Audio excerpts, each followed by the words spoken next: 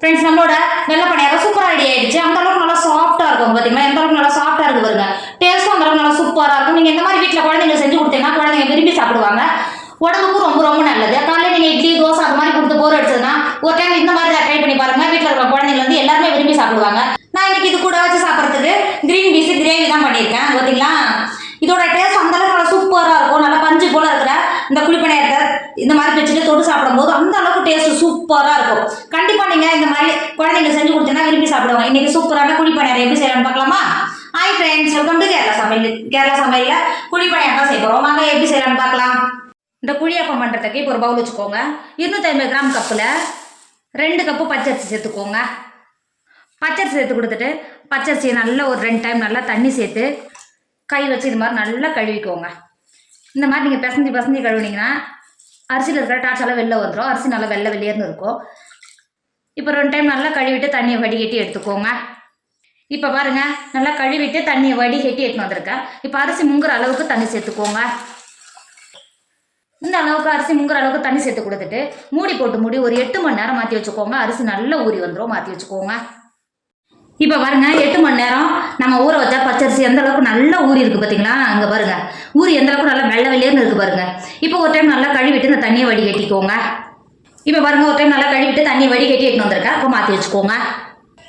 இப்போ ஒரு மிக்சர் எடுத்துக்கோங்க. 250 கிராம் கப்பில் 1.5 கப்பு நான் தேங்காய் துருவி எடுத்து வச்சுருக்கேன். இப்போ உள்ள சேர்த்துக்கோங்க. இந்த குழியாப்பத்துக்கு தேங்காய் கொஞ்சம் எக்ஸ்ட்ரா சேர்த்து கொடுத்தோன்னா இன்னும் நல்லா சாஃப்டாக இருக்கும். சேர்த்து கொடுத்துக்கோங்க.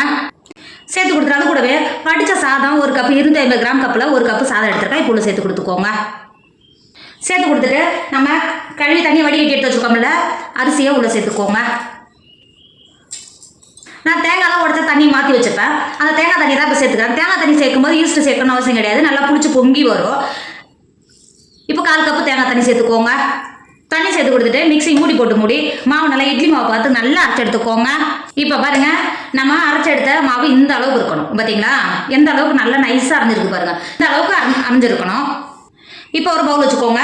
நம்ம அரைச்ச மாவை பவுலில் சேர்த்துக்கோங்க. உங்களுக்கு இந்த அளவுக்கு அரைக்க வரலன்னா 2 டேபிள் ஸ்பூன் தண்ணி சேர்த்து கூட அரைச்சிக்கோங்க. ஆனால் மாவு எந்த எக்காரத்தை கொண்டு லூஸ் ஆகக்கூடாது. இந்த அளவுக்கு நல்லா கெட்டியாக தான் இருக்கணும்.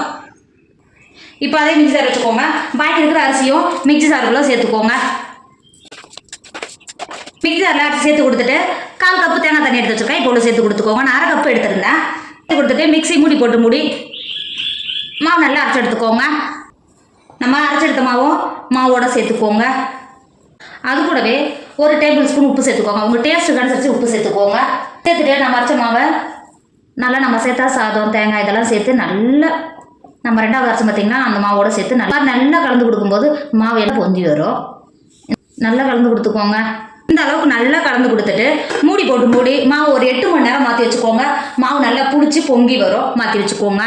இப்போ பாருங்க, மாவு ஒரு 8 மணி நேரம் ஆயிடுச்சு. எந்த அளவுக்கு நல்லா புளிச்சு பொங்கி வந்திருக்கு பார்த்தீங்களா. அங்கே பாருங்க, எந்த அளவுக்கு நல்லா பொங்கி வந்திருக்கு பாருங்க. இப்போ ஒரு டைம் நல்லா கிண்டி கொடுத்துக்கோங்க. இந்த அளவுக்கு நல்லா கிண்டி கொடுத்துட்டு இப்போ உப்பு கம்மியாக இருந்தால் சேர்த்து கொடுத்துக்கோங்க. நான் 1/2 டேபிள் ஸ்பூன் உப்பு சேர்த்துக்கிறேன். சேர்த்து கொடுத்துக்கோங்க. சேர்த்து கொடுத்துட்டு மாவு ரொம்ப கெட்டியாக இருக்கிற மாதிரி இருக்குது. 2 டேபிள் ஸ்பூன் தண்ணி சேர்த்துக்கோங்க. 2 டேபிள் ஸ்பூன் தண்ணி சேர்த்திங்கன்னா கரெக்டாக இருக்கும். சேர்த்து கொடுத்துக்கோங்க. சேர்த்துட்டு நம்ம சேர்த்து உப்பும் தண்ணியும் சேர்த்து நல்லா மாவு நல்லா கலந்து கொடுத்துக்கோங்க. நமக்கு குழியாப்பத்துக்கு மாவு ரெடி ஆகிடுச்சு. நான் இந்த குழி பணியாரம் செய்கிறதுக்கு நம்ம குழியாப்பம் சட்டி தான் வச்சுருக்கேன். நம்ம ஏற்கனவே கலந்து எடுத்து வச்சுருக்கோம்ல அந்த மாவை இந்த மாதிரி நம்ம சட்னியெல்லாம் ஊற்றும் பார்த்தீங்கன்னா அந்த மாதிரி கரண்டியில் எடுத்துகிட்டு இந்த மாதிரி உள்ள சேர்த்துக்கோங்க. சேர்த்துட்டு இது மாதிரி லைட்டாக இது மாதிரி பண்ணி கொடுத்தீங்கன்னா போதும். நல்லா வெந்துடும். இந்த டைமில் அடுப்பாக லோ ஃப்ளேமில் வச்சுக்கோங்க. அப்போ தான் இந்த மாதிரி ஊற்றுனீங்கன்னா அது வெந்து நல்லா பொங்கி வரதுக்கு கரெக்டாக இருக்கும். அடுப்பாக லோ ஃப்ளேமில் வச்சுக்கோங்க. இந்த கல்லுக்கு எண்ணெய் தேய்க்கணும்னு அவசியம் கிடையாது. இந்த மாதிரி ஊற்றிட்டு இந்த மாதிரி கொடுத்துக்கோங்க. அப்போ பொங்கி நல்லா வெந்து வரும். இருக்கிற சட்டியில் இதே மாதிரி ஊற்றி எடுத்துக்கோங்க.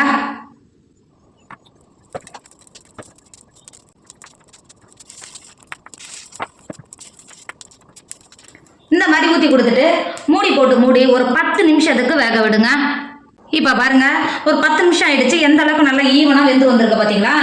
எடுக்கிறதும் ரொம்ப ஈஸியாக எடுத்துக்கலாம். இப்போ பார்த்தீங்களா, இந்த மாதிரி ஒரு குச்சி தருவாங்க. இதை வச்சு நீங்கள் இப்படி லைட்டாக இது மாதிரி பண்ணீங்கன்னா ஈஸியாக நமக்கு எடுக்கிறதுக்கு வரும். இந்த இருக்கு பார்த்தீங்களா, இந்த மாதிரி இருக்கிறத எல்லாத்தையும் வெளில எடுத்துக்கோங்க. வெளில எடுத்துட்டு இது போலவே இருக்கிற மாவெல்லாம் இதே மாதிரி சுட்டு எடுத்துக்கோங்க.